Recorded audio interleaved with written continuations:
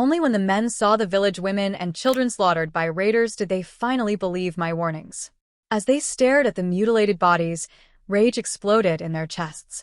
"Captain," one shouted hoarsely, "you said Olivia was lying, that we should guard you and Sienna for her birthday. Now my son is dead. Where's my wife?" Miles turned deathly pale. I watched the bloodshed unfold, tears falling silently. In my past life, when the raiders attacked, my husband, the island guard captain, had taken all the men to celebrate Sienna's birthday. I was heavily pregnant, yet I crawled through storm drains to drag them back. But it was too late. Sienna was killed by a stray raider. After we hunted them down, Miles said nothing, until the day I gave birth. That night he snapped. He brutalized me and threw me into the sea. "You lured the raiders out of jealousy," he hissed. "Since you wanted her fate, I'll make sure you die like her." But then I woke up. I was back at the beginning of the raid. This time, if he wanted to protect her, let him.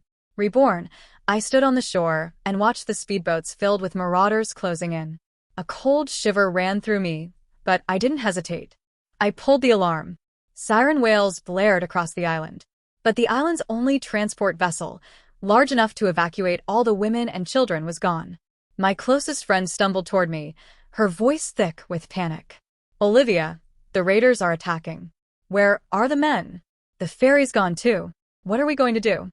Before I could respond, others crowded around, women and children, their eyes wide with fear, looking to me for answers. I had to tell them the truth.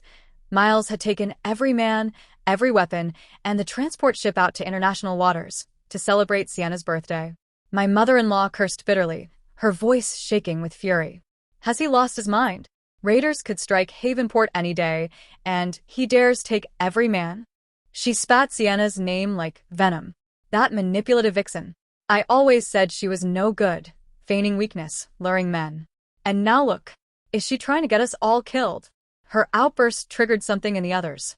The crowd of women erupted, cursing Sienna for her shamelessness, for luring their men away and abandoning them to die. Meanwhile, the marauders' speedboats drew closer, their engines roaring. Panic rippled through the crowd. I forced myself to stay calm. "Everyone, don't panic. Head to the shelter tunnels." We'd built a network of underground bunkers to protect against raids like these. It was our only hope. The cramped tunnels filled with frightened women and children, listening in silence to the marauders' cruel laughter echoing from above as they searched for prey. Terror spread like wildfire. There was only one chance left. To save them all, I had to crawl through the storm drains, reach the coast, and ride a jet ski to get help. My mother-in-law grabbed my hand. Her calloused palm was slick with cold sweat. "Olivia, the safety of all these women and children rests on you. You must bring back help." I forced a bitter smile, heart heavy. "Even if I go," I said softly, "I'm afraid Miles still won't come back." At my words, silence fell like a shroud. Ever since Miles rescued Sienna and brought her to the island 3 months ago, he had clung to her like a shadow. Under the guise of caring for her, he was constantly by her side, fishing together, training together. Even the islanders began to whisper that they looked more like lovers than anything else. But rather than deny it, Miles became even more openly affectionate whenever someone teased him about it. I had confronted him countless times, demanding to know who his wife truly was. He never faltered, only accused me of being jealous, petty, insecure. Our love had died the day Sienna arrived. Just when all hope seemed lost, Lily, my sister-in-law, stepped forward. "Let me go," she said firmly. "I know everyone in the island guard. And besides, Olivia's pregnant. If anything happens to her, how would I ever explain it to my brother?" Without waiting for a reply, she plunged into the storm drain, crawling through the damp, reeking pipes toward the outside world. We remained huddled in the shelter tunnels, praying not to be discovered. But then, a sharp-eyed raider spotted the entrance. "There's an iron door here. I bet the women are hiding inside." I knew it. No way a whole island has no women. I've been adrift for half a year dreaming of women. This time, I'm going to have my fill. Their voices dripped with menace. Fueled by hunger and depravity, they began slamming violently against the iron door. With every deafening crash, the women inside turned pale. Their hearts pounded in terror as they whispered silent prayers, hoping the men would return in time. Roughly half an hour later, Lily returned, emerging from the drain covered in grime and soaked in sweat. At first, cheers erupted, relief, hope, desperate belief that help was coming. But Lily's face said otherwise. Tears streamed down her cheeks as she shook her head. "I'm sorry. They wouldn't come." My mother-in-law rushed forward, voice frantic. "What do you mean they wouldn't come? Their wives and children are here." Lily sobbed harder. "My brother said I was lying. He claimed there's no way raiders would suddenly attack our peaceful fishing village. He even said Olivia and I conspired to trick him. Then he slapped me." Gasps rose. When the women saw the fresh red mark across Lily's face, fury erupted. They cursed Sienna again, calling her a manipulative vixen. And they condemned Miles, their once-respected captain, for abandoning everyone to danger just to indulge one woman. Then, boom. A deafening blast rocked the tunnels. The raiders had started using explosives. The reinforced iron door might hold for another hour at most. I stepped forward, trying to calm the panic. The nearest island, Stonewater Isle, is only 20 minutes away. I'll go. I'll bring help. Again, my mother-in-law grabbed my arm, her calloused hand trembling. "Olivia, everyone's lives depend on you now. You must come back." I nodded, steeling myself. Pushing through the stench and filth, I crawled into the storm drain. My swollen belly made every inch a struggle. But I didn't stop. When I finally reached the surface, I mounted the spare jet ski and sped toward Stonewater Isle, hope and desperation driving every wave I crossed. When my jet ski hit the shores of Stonewater Isle, I was shocked to find several armed men already waiting. I froze. My eyes widened in disbelief. It was Deputy Commander Ethan Reed of the Island Guard. Hadn't he gone out to sea with Miles? Why was he here? There was no time to question it. I stumbled toward him, breathless, about to inform him of the raiders' attack. But before I could speak, he grabbed my arm and yanked me roughly from the jet ski. His eyes burned with undisguised contempt. "Olivia Vance," he sneered. "How can there be a woman as repulsive as you in this world?" I stared at him, stunned. "What?" He didn't let me finish. "The captain ordered me to wait here for you.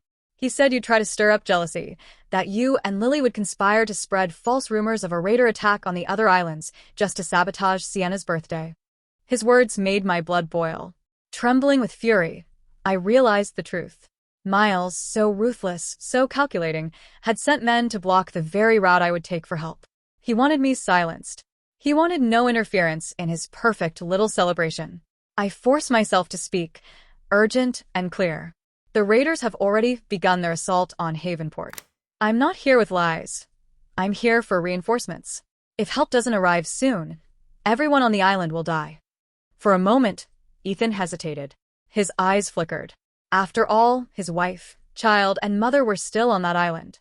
But before he could respond, one of his team members leaned in and whispered, if there really was a raider attack, how could the captain not know? His tone carried absolute faith, nearly blind devotion to Miles. Miles had military experience. He was known for his sharp instincts, his leadership. He had led the Islanders through dozens of raids. After only a moment's pause, Ethan let out a cold laugh. "You almost had me, Olivia. You're one hell of an actress." He scoffed. "I know the captain better than anyone. He's the most responsible man I've ever met. How could he possibly miss something like this?" His mockery shattered something inside me. Every second wasted meant death for the women and children I left behind. I turned to run, to go back the way I came. But Ethan was faster. He slammed me down and bound me tightly with rope. "As long as I'm here," he said coldly, "you're not going anywhere today." After securing the ropes, he threw me into a speedboat. As the boat sliced through the sea, I looked back at Stonewater Isle, so close, yet slipping away, and shut my eyes in despair. Meanwhile, far from the chaos, the men gathered aboard the transport vessel adrift in international waters. A bonfire blazed on deck. Laughter rang out as they sang, "Happy Birthday" for Sienna. She wore an opulent gown, spinning gracefully in Miles's arms as if nothing in the world could touch them. I stared at the man who, in my past life, had dismembered and drowned me for this woman. Fury seared through my chest like wildfire. Back on Havenport, the raiders were on the verge of breaching the shelter tunnels, and he was here, dancing drunkenly with his perfect woman. When I was dragged aboard, the celebration faltered. Sienna stepped toward me, her voice syrupy sweet, laced with false concern. Oh, Olivia, darling, this is all my fault, isn't it? If it weren't my birthday, you wouldn't have gone around spreading those awful rumors about raiders. She leaned into Miles as she spoke. Our eyes met, and there it was, that smug, near-invisible smirk curling her lips. Miles stroked her hair, his expression full of adoration. Then his eyes turned on me, venomous and cold. My precious, he said to her. How could this possibly be your fault? You're innocent. You're pure. Then, to me, his voice hardened to ice. It's women like her, he jabbed a finger at me, who are so jealous, they'd risk the lives of everyone just to compete for affection. I had no time for their theatrics. My heart was racing with fear for Havenport. I took a breath and steadied myself. The iron door in the shelter won't hold much longer. If it's breached, every woman and child will be captured, and what follows will be unimaginable. Silence followed for only a beat. Then slap. His hand struck my face with such force that I nearly fell. I'm telling you, Olivia, he snarled, voice thick with loathing. The more you do this, the more I detest you. I struggled wildly, but no matter how hard I tried, I couldn't break free. Panic surged through me. It was bad enough that Miles refused to return. Why was he stopping me from seeking reinforcements? If I delayed even a little longer, it would be too late. Please, I begged, my voice hoarse with desperation. If you won't help, at least let me go. But Miles only looked at me coldly. You'll stay tied up all night as punishment for your lies. With that, he wrapped his arm around Sienna's slender waist and rejoined the bonfire. Laughter and music erupted once more as they danced under the flames, blissfully ignorant or willfully blind to the carnage about to unfold. Tears streamed down my cheeks. My heart, already hollowed out, shattered in silence. They were wasting the last precious moments to save everyone. It was over. Everything was lost. Sienna's birthday party raged until dawn. Only then did the revelers reluctantly power up the transport vessel and return toward the island. But when they docked, they were greeted not by home, but by ruin. Collapsed buildings. Scattered bodies. The acrid stench of blood and decay hung heavy in the air. A suffocating silence engulfed Stonewater Isle.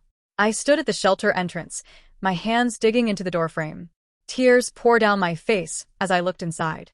The sanctuary meant for our elders, women, and children now held only severed limbs and shattered lives. Ethan's boots squelched into a dark red puddle. Floating in the blood was a finger, delicate and wrinkled, still wearing an old thimble. His mother's. His knees buckled. He collapsed, sobbing, clutching the thimble to his chest. Nearby, a younger team member dropped to his knees, shaking. In his hand was a small pink hairpin, a strawberry one his little sister wore every day. He pressed it to his forehead, tears falling freely. I shouldn't have left you. I shouldn't have left you. Regret tore through the men like a plague. Some punched walls. Others collapsed, whispering names of the dead. Some clung to one another, their grief echoing beneath the pale dawn light. I slid to the ground, my chest heaving.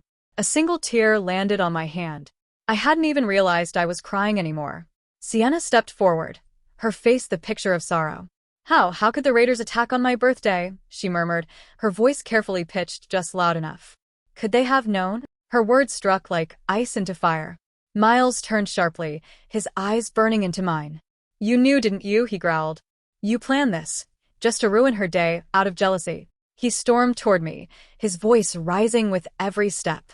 From the moment Sienna arrived, you've been trying to undermine her. And now this? You sacrificed everyone just to get back at her? I stared at him, stunned. Was he really blaming me for the massacre?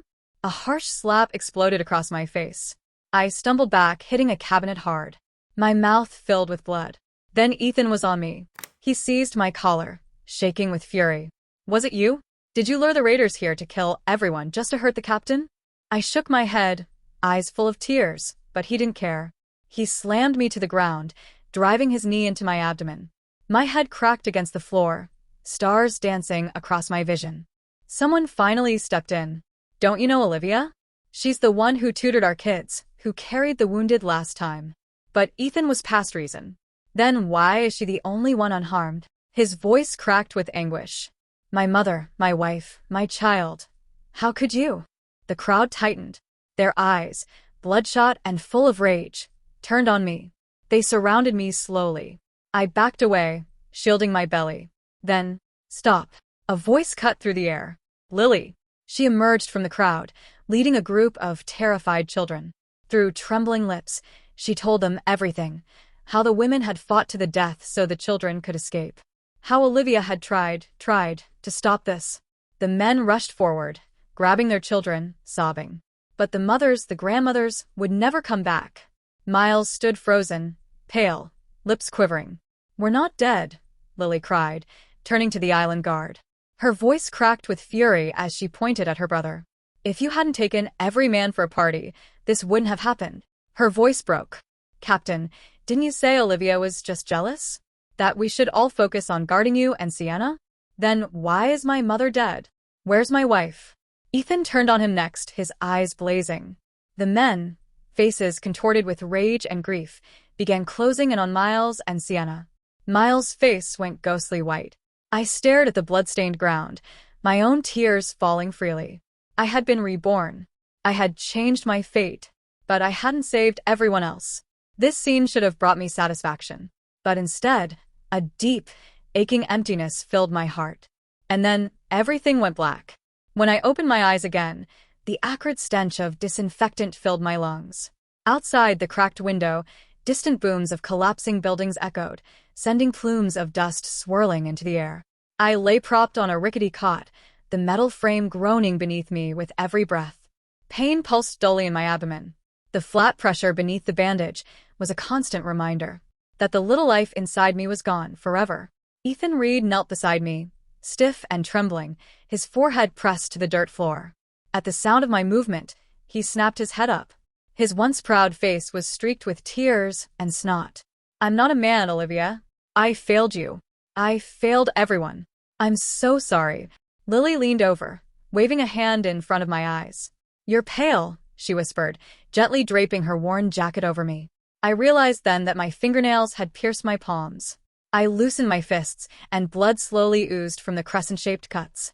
Outside, the sea breeze carried a strange mix of salt, rust, and faint decay, eerily similar to the scent of the delivery room I couldn't forget. Ethan continued rambling apologies, voice cracking with guilt. "That's enough," I said weakly, raising a hand. "You thought you were doing the right thing." Before the words had fully left my mouth, Lily smacked Ethan across the back of his head. "Now you know how to say sorry? You were really tough when you were beating her." Ethan didn't flinch. Instead, he seized my hand and pulled it toward his face, forcing me to slap him. My knuckles ground into his cheekbone. Hot wetness dripped between our fingers. I didn't know whether it was his blood or mine. I deserve this. I was blind. Enough, I interrupted. I could see the remorse etched into him, could feel how deep the scar of that child's blood would run in his heart. But I was still drowning in my own loss. I had nothing left to give, not forgiveness, not comfort. After a long, heavy silence, I finally whispered, "Ethan, can you do something for me?" He lifted his head, eyes red. "I want Miles and Sienna to suffer. I want them to die a terrible death." Without hesitation, Ethan nodded. "I agree." Lily sprang to her feet. "That heartless bastard? He doesn't deserve to be called captain. He shouldn't be allowed to protect a single soul." Ethan rose in silence. From his belt, he pulled out a military knife, still smeared with blood. A birthday gift from Miles. He placed it on the ground and crushed it beneath his boot. "Consider it done." That day, we didn't kill Miles and Sienna immediately. No. The men beat them brutally, then locked them away, saving them for something worse. Ethan and his squad dragged the broken pair to the pit, a deep trench where wild beasts were kept for emergencies. Miles, bloodied and shaking, began to scream. "Ethan Reed! Olivia! You can't do this to me. I saved your lives. Don't you remember? If it weren't for me, you would have all died the first time the raiders attacked. I'm your savior." He clawed at their pity, trying to bargain with his past. Sienna shrieked beside him, her sobs pitiful and wet. "Olivia, darling, please. I was wrong. I shouldn't have tried to steal your man. I'll give Miles back to you. Just don't let me die. Please, I don't want to die. Boo-hoo." "You don't want to die? Did any of those women? The children? My baby?" I watched them both with cold, frozen eyes. No pity. No mercy. Seeing no one respond, a flicker of shame twisted Miles' face, quickly replaced by rage. His last hope? Family. Lily, he cried. I'm your brother. You remember what Dad said before he died? He told you to listen to me. Are you turning your back on your own blood? Listen to you? Lily laughed bitterly. She reached into her tactical pouch and pulled something small and worn. She hurled it at his face. It clattered at his feet. Their mother's old pocket watch. Inside the cracked glass, a yellowed note was tucked beneath the hands. Lily, be like your sister-in-law. Don't be like your brother. Miles recoiled, as though slapped. Around him, the men closed in. Men who once called him their leader now stared at him with pure contempt. Lily's voice trembled. You talk about family? Olivia sacrificed more than any of us, and you don't even realize it. Do you know what she did last month when the raiders attacked? She pointed at me, voice rising. She was heavily pregnant, and she led the defense of the South Gate herself. And where was your precious Sienna? She spat. Every time we were in danger, she'd magically fall, ill, and hide in the safest spot, never lifting a finger. With a cry, Lily threw her blood-stained phone at Miles. It hit the ground hard, cracking into a spiderweb of glass. Still, the screen lit up, playing grainy footage. Late at night in the medical station, I slept slumped over a desk, surrounded by vials of anti-radiation medicine I'd brewed through the night. In a raging storm, I reinforced the crumbling East District wall alone, my body soaked and trembling. When rations were scarce, I tucked food into orphans' backpacks while skipping my own meals. Miles' face drained of color. His lips trembled, unable to speak. No one looked at him with sympathy anymore. No one listened to Sienna's cries. They were thrown into the cage. And as the iron door slammed shut behind them, the wild beasts inside stirred. Their eyes gleamed with hunger. Their muscles coiled, trembling with excitement. Sienna screamed, but it was useless. After being pounced on by a tiger, acrid bodily fluid splattered across Miles' face. His expression twisted in terror. He scrambled, desperate to escape. But then a wild wolf lunged, its fangs sinking deep into his calf. His skin began to gray at a visible rate. Save me, for the child's sake," Miles croaked, crawling toward me on his knees, his eyes already dull with desperation. My finger trembled on the trigger. In a haze, I saw him again, his face that night in the delivery room of my past life, twisted with rage as he demanded my life amidst the chaos. Now, he knelt before me, his leg torn to the bone, mangled fingers dragging long, bloody trails across the floor. "Olivia, save me," he gasped one last time. My gun wavered slightly as he reached for me. Then a shot rang out. Rust shook loose from the ceiling. A clean hole bloomed in the center of his forehead. Miles collapsed, frozen in death with an expression of relief. Sienna didn't even wait for my trigger. A wild wolf had already torn through her carotid artery. Her blood-soaked curls spilled across the ground, and one pearl earring rolled to a stop at my feet. Even after the beasts finished their work, the rage in the room hadn't subsided. The men stormed into the warehouse, consumed by grief and fury. Gunfire erupted like a torrential storm. Every bullet poured into their mutilated corpses. Sienna's manicured fingers still clung to Miles' shredded arm, her nails buried deep into his torn flesh. Ethan stepped forward, kicking her body aside. He handed me a jerry can. "Will you light the fire yourself?" I took it. The metal was cold, so cold it reminded me of the corridor tiles that night, the night he dragged me out of the delivery room. I poured the gasoline without hesitation. As the flames erupted, a gust of heat swept a small, tattered rag doll from the shadows, a doll I had stitched from old military fatigues, meant as a gift for the child I would never meet. Now, as it burned, it looked heartbreakingly like the little life that had never been given a chance to grow. The inferno blazed. Yet I felt no warmth. That was the moment I understood. Revenge was not a sweet fruit, it was ash. Burning, bitter ash that scorched the throat and choked back every curse, every unanswered question. In the distance, I heard the muffled sobs of newer recruits. They would never understand that this fire consumed more than 2 vile bodies. It consumed a wife's final shred of faith in her husband, and a mother's every last hope for her unborn child's future. When dawn broke, the first golden rays pierced the clouds. I stood atop the newly rebuilt watchtower, overlooking the revitalized docks. Below, the island was stirring with life once more. In the distance, a children's choir began to practice. Their innocent voices rose gently through the cool morning air. The flowers blooming from the ruins are more vibrant than the roses before the war. And though grief still lingered in my chest like a dull ache, I could feel it. Hope had already broken through the soil, reaching, finally, toward the sun.